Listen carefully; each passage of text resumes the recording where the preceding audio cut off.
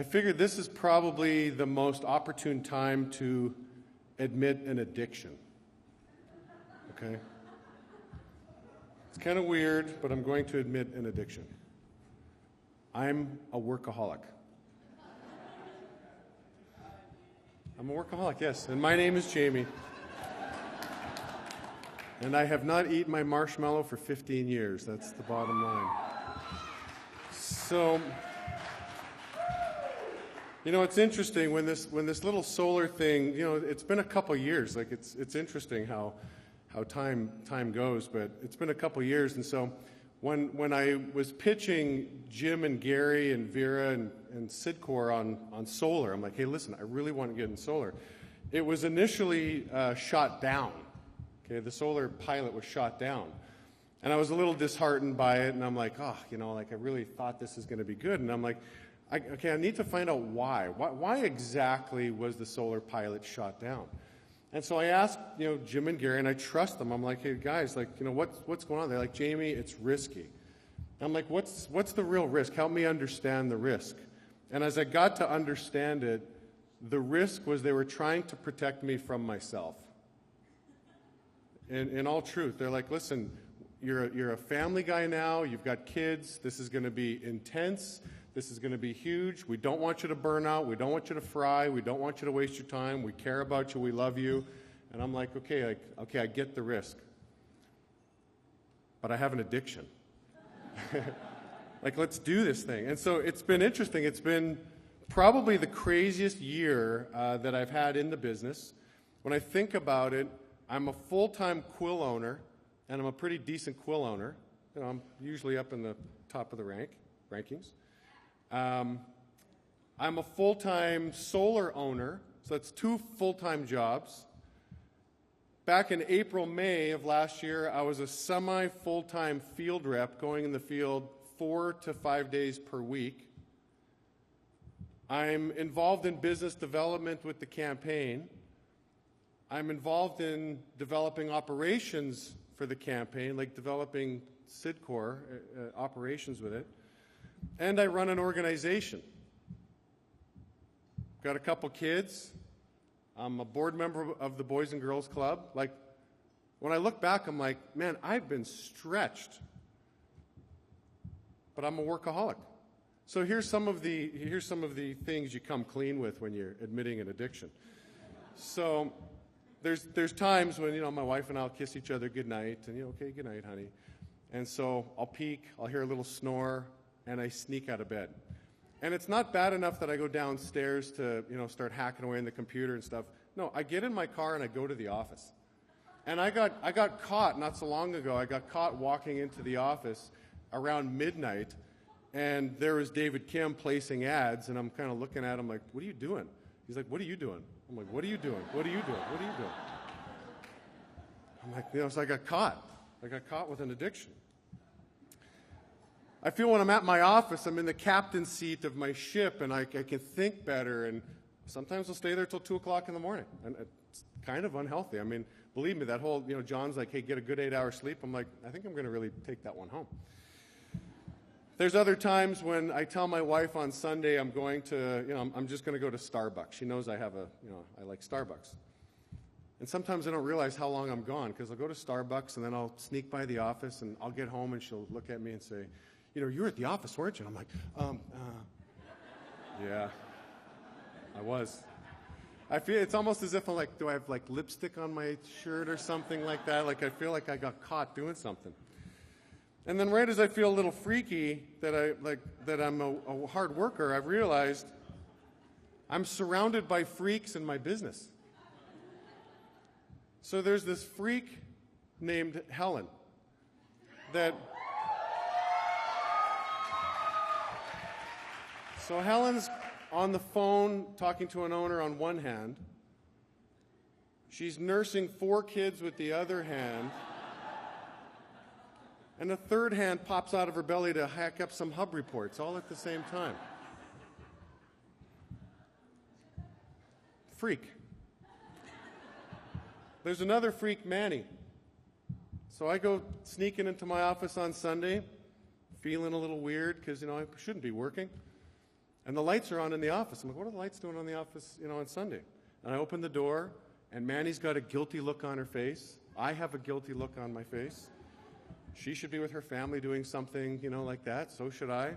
Manny, what are you doing here? Well, Jaime, I just like getting things done on Sunday. I like just, getting all those things done so I can just focus on recruiting and just have a powerful Monday. I'm like, welcome to the addiction, freak. Welcome to the addiction. Another freak, Elise Wong. It's Friday. I'm trying to get people out of the office to have somewhat of a normal life. And it's 7:30, 8 o'clock, and she's still answering the damn phone. I'm like, what are you doing? She goes, well, I'm answering the phone. I'm booking people for interviews. I'm like, it's Friday night. She goes, yeah. She goes, you're still here. I'm like, well, you're still here. Like, somebody's got to leave. And she's like, well, listen, it's a great time to get a hold of people. It's a great time to book. I still haven't hit my goals, so, sorry, Jaime, I need a little bit more time. 8 o'clock on Friday. It's easy to get a hold of people. She's nuts. Got this guy, Sam Chen, that I've come to terms. I feel really bad because Sam Chen is homeless. And I didn't know this. But, he gets decent checks. Anybody on Quill knows he's in the top 50 all the time. Who's this Chin Chow Chen guy? Chin Chow Chen. He's always in the top 50. And so, I can't beat this guy to the office, so I'm convinced he must be sleeping at the office. There was a time where I actually did come to the office at some point in time when he wasn't there, and I forgot the alarm code to my own business. And the cops are about to be called on, I don't want to get shot in my own business. This is mine, I'm like, Sam, what's the code? How did I forget the code? I just can't beat this guy. I'm telling you, he goes to team nights, whatever else, so I know he leaves the office. I've seen him leave at the end of the day, but somehow, I don't know if he shows up at 5 a.m., 5:30, 6, but I cannot beat this fool to the office. Sam, I'm sorry you're homeless, but that's just kind of how things go.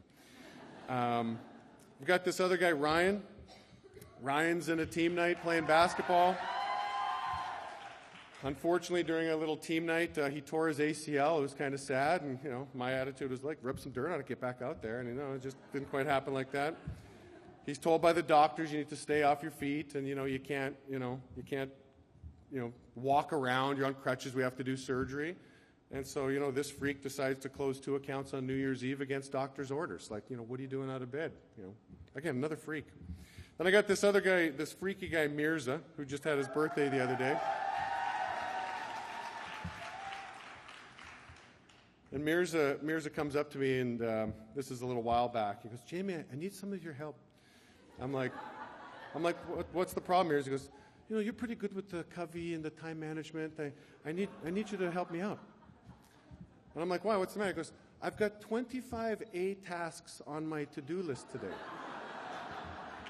I'm like, all right, Mirza, listen. Why don't you come over to my house? Yes, I am good at the covey thing, and I'm feeling confident I'm going to help this young guy. And he comes over to my house, and we're analyzing his his A's. I'm just thinking, okay, you got too much food on your plate. Like, let's just figure this thing out, Mirza. And we analyze it one at a time, and I'm like, Mirza, you do have 25 A's. You do. Welcome to piloting solar. Like, you got 25 A's. So, Jaime, what should I do? You got to do them all, man. You just get her done. Just get her done. So I've got all these addicts in my business. It's weird. We generated, $1.7 million, and we've got these addicts around. I'm not the only weird guy here, but, it's funny. Like, if the work ethic is the what, and it's pretty obvious. Like, it's not such a big secret. The hard workers win in this business and everything else. Little known fact, think about it. NBA players, on the day they get drafted, most of these guys on draft day, it's a party, it's a celebration, and, let's go whoop her up. Well, Kobe Bryant, on the day that he got drafted in the NBA, he hit the gym that night. That was his celebration. So he's a freak as well, too, okay? And so successful people have a tremendous work ethic. So again, that's not such a big, wow. I don't think anybody's going to get a big aha moment at the conference that the highest paid people in the company are the hardest workers. The better question is the why. Okay, the what is you buckle down and you work hard. The why is really the juice behind it. It's the energy behind it. Like, why no marshmallow? Why discipline yourself? Why be a freak? And so I'll just share with you my 3 whys, and I'll get off the stage and go about my merry way. The first is I love the people I work with. Like, I truly do. I love and respect the people I work with. If I didn't, I'd probably end up finding a way to terminate you at some point in time. You know, like, I really have an admiration. I mean, I feel for you guys. You guys are like my little brothers, my little sisters, and I try so hard to want to come through for you guys. I mean, that was the inception of solar. It's not like I was a green energy freak. I mean, what's interesting about the solar campaign to date, our little group has helped remove the carbon footprint of LA by 144 million pounds of carbon dioxide. It's kind of a... It's a weird number, right? It's a weird number. I mean, like, really? Like, yeah, so we're kind of getting into this green thing. So my guys are all buying electric cars now, and just a matter of time till I'm driving around a Tesla, and I'll show it to Michael Sessions and say, hey, check this out here, look at a Tesla. But it wasn't the green thing that bit me. It was I really wanted to help create something new and provide opportunity for my guys. The big joke I keep telling these guys, because I'm working relentlessly, and I'm like, listen, if my life expectancy was supposed to be 85, I'm telling you I'm going to die now at 80 because of you guys and because of this pilot, all the work putting into this. So I said, I really hope you guys appreciate that I'm taking 5 years off my life to make this happen. But the reality is I want to pass something on to these guys. I want to pass a legacy on to these guys. And so that's the juice. That's the why I get up and put that marshmallow on the table. Another why is I feel like I'm in debt to Sidcor. And as you probably get the theme from a lot of us coming up on stage here, we're Sidcor junkies. We love this business. And so Jim and Gary and the consultants, I mean, you guys have taken care of me and my family. You've given me an opportunity to have my wife not have to work. She's at home taking care of babies, doing what she wants to do. And I've got you guys to thank for that. And so one day when Sidcor has a Hall of Fame, I'm sure there will be some type of Hall of Fame, I want to have a little Hepp jersey in that little Hall of Fame there. And I want to say, listen, I've done something to Sidcor. I've given back. I've created consultants. I've got great teams in this business, great new channels in this business, and that's a huge why. I want to give back to the system that's given so much back to me. And the last thing, the last why, is I'm telling you, right, I thought having kids somehow might squash my ambition a little bit. I waited till I was 36 years old to have my first child, and so I was a senior national when I became a kid, I've been a kid my whole life. But I put myself in that position of consultant, and then I had babies. And I thought, what's going to happen to me once I have kids? You know what's weird? It just fueled the addiction. It just fueled it, because I've got these little baby eyes looking at me every day when I go to work, and these little baby eyes when I go home. And these little baby eyes, I just want to do something so special for them. I just know that sooner or later there's going to be dialogue with my kids where my kids are going to want to quit something. Something's going to be tough. They're going to want to drop out of football. They're going to want to quit piano. They're going to want to do something. And I'm going to say, hey, Dane, let me tell you something. Do you know what's on the back of your jersey? Do you know what it says? It says H-E-P-P. Do you know what that means? Do you know what Dane, it's German. Our last name is German. And it stands for we don't quit. The Hepps don't quit. My grandpa's grandpa, Jacob, moved to New York in the 1850s. He left his family behind in Germany, moved to New York to create an opportunity for his family.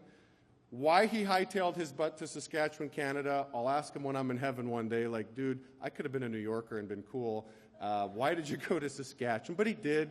And then he brought the family over. But I'm telling you, the Hepps do not quit. In the face of adversity, they don't quit. And I look forward to teaching my family values and all this important stuff. And I can't teach them with stories, and I can't teach them with words. I teach them with action. And my little son's memory is developing, and he knows that daddy's going to conferences and working hard. And he knows that daddy gets up before the sun gets up. And he knows daddy goes to work. And he knows daddy works his ass off. And when our family's got nice stuff, he's going to know that this nice stuff came from all that hard work, and hopefully his little eyes put two and two together, and I pass that gene on to my boy. And hopefully he passes it on to his kids and his kids after that.